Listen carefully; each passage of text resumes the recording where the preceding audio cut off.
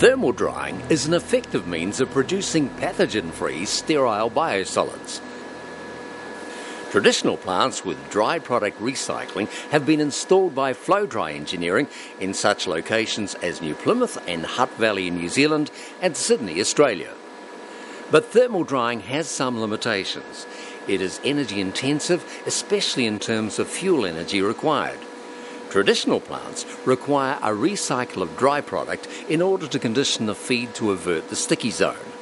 This adds additional equipment, increases complexity, and demands more stringent safety systems. But most importantly, the dry material handling equipment is subject to considerable wear and tear. Most of the R&M incurred in a conventional plant relates to the need for recycle. Flow-Dry Engineering Limited has developed a new process to save energy and reduce R&M expenditure that's suitable for use with most municipal and industrial sludge. There's no complicated recycle, no screening, no crushing, no mixing, little conveying all the areas where most of the wear occurs. The enersaver2 process involved dryers of two types in series with heat recovered from the first stage used for the second stage. There's no supplemental heating system provided for the second stage dryer. All the energy is provided from the first stage dryer. A rotary drum dryer is used for the first stage. This corresponds to the constant evaporation rate section of the drying curve, where the most important factor for improving the drying rate is the temperature driving force. A belt dryer is used for the second stage.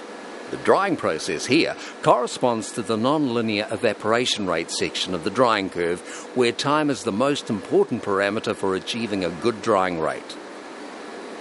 The process has been proven in a demonstration plant built by Flow-Dry and installed at the Mungari Wastewater Treatment Plant of Watercare Services Limited in Auckland, New Zealand.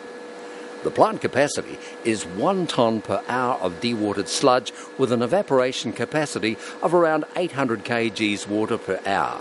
Thus, the plant is of a size suited to a small municipality. Dewatered product is fed via a segmented belt conveyor to a comminutor that conditions the feed before it drops into the in-feed screw of the drum dryer. Because there's no dry product recycle, the drum dryer can be fired at higher temperatures, above 700 degrees centigrade. This has the added benefit that pathogen kill can be achieved in the first stage dryer.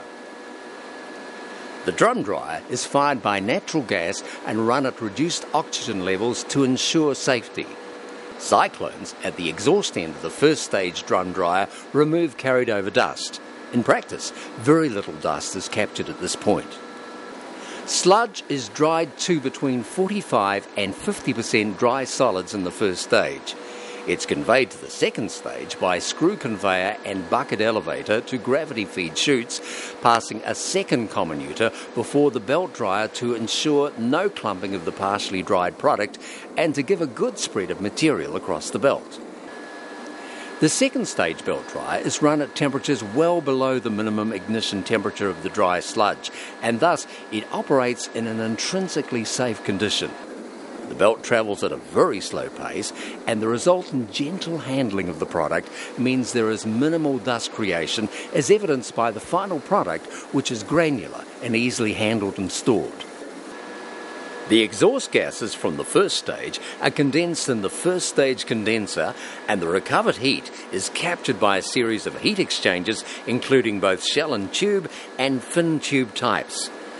These transfer the required amount of heat from the first stage to the second stage with a heat dump facility for excess heat. The heat transfer processes are quite intricate because the belt dryer operates at different temperatures within each drying compartment. The final exhaust air is treated in a conventional biofilter. Despite the non-ideal installation, the plant has proven to give fuel energy savings of at least 20% with electrical energy usage at no more than in a conventional plant. Savings on R&M cannot be proven at this stage, but R&M will clearly be much less than with a conventional plant because the high wear elements of the process have been designed out. Operating cost savings from using the enersaver2 process are expected to be close to 20% overall. This will give a substantial improvement to NPV calculations over the life of the plant. For example, for a plant processing 2 tonne per hour dewatered sludge, a saving of 8 to 10% is expected in the NPV calculated over a 20-year lifetime. The enersaver2 process is revolutionising sludge drying. It dramatically reduces fuel energy usage and substantially improves calculated life cycle costs. For information on this process and how it can improve your sludge drying costs, please contact Flow Dry Engineering. enersaver2 takes us 2 steps towards a more sustainable future.